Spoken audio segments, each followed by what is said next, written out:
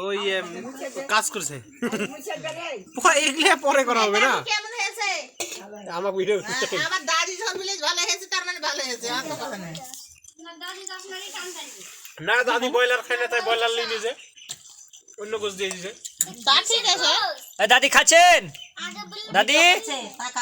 কেমন হয়েছে সুন্দর সুন্দর ভাবি খান ভাইরা খান কই গো এই যে টমেটোর সালাদ কই নুহিরাম্মু কই নুহিরাম্মু কই এই তো নুহিরাম্মু আমার সালাদ ছোট সালার বউ টমেটোর সালাদ করছে আমরা দেখাবো হ্যালো গাইস দেখেন